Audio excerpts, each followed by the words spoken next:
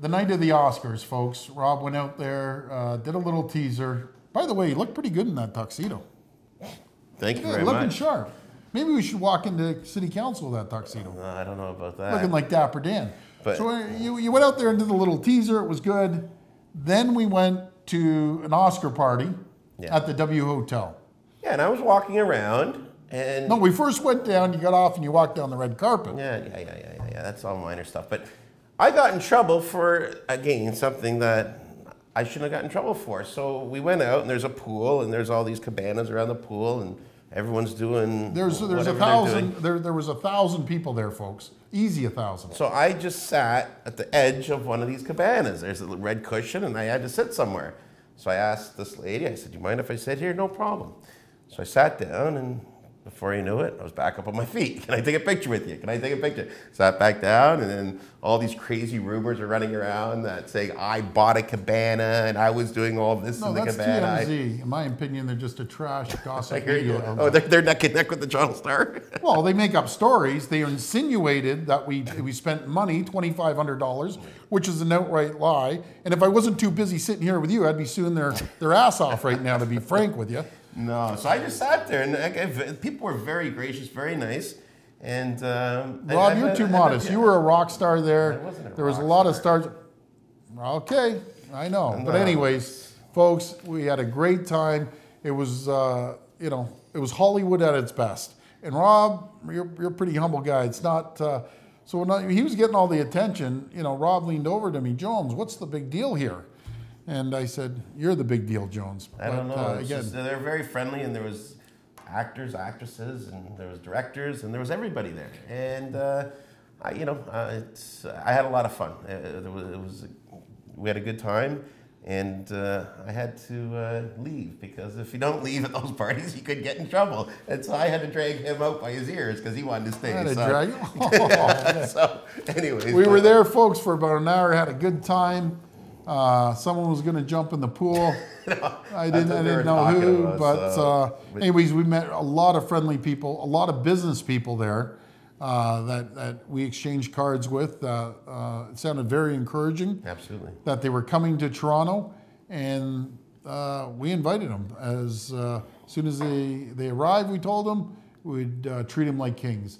And again, folks, I just want to remind everyone, tourism's up, breaking another record, 9.4 million hotel rooms. And we told, remember when we mentioned to Jimmy that we saved over $1 billion? And he says, well, that's what people don't know. Well, no, he said that's not true. He said, okay, so it's not me who's saying we saved $1 billion. Again, so we have $800 million in efficiencies, that's a fact. And then you take away the car registration tax, it's $240 million. So do you know what's funny? You do the math, that's over $1 billion. And that's not my numbers, that's the city manager's. Okay, so the city manager, Joe Penichetti, and Rob Rossini, you weren't in the meeting. I went in the meeting just right after we got back. And Rob said, well, why didn't you mention me, the CFO, about the numbers? You just mentioned the city manager. And I said, guys, what do you have to do to convince these guys? Now, all the brilliant accountants out there that think they know what they're talking about, they don't have a clue, all the media, about the actual figures. Rob Rossini and Joe Penichetti, I quote them, we have went out there on the media and told them that you've saved it. We have put it in writing. What more do you want us to do? So there's spin artists out there. Again, folks, we're rocking and rolling this city. The city's booming. Everyone knows around the world about Toronto and the economy, how it is. We're on fire. Through your administration. I want to point out one thing. One thing, Rob. These councillors, it made me laugh.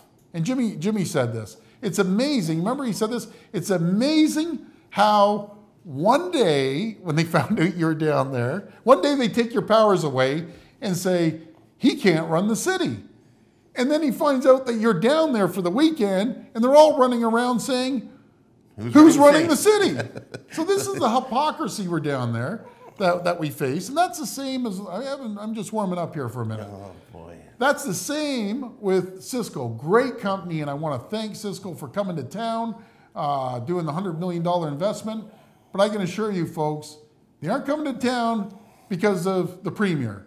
They aren't coming to town because of the deputy mayor. They're coming to town because you, Rob, have made the environment for low taxes, because they sure wouldn't come to town or any city if there were high taxes, right? You're absolutely They right. wouldn't come to town if we didn't live in a safe, clean city, because they didn't want their employees to work in a dirty, unsafe city. So this administration has created, as I say, the environment for companies to come to town. The day before they announced, the deputy mayor had the nerve to get up, Norm Kelly, and say, well, now, since he went to LA, I've heard that companies won't be coming to town. And then the next day, again, speaking out of both sides of his mouth, he announces that there's a $100 million investment.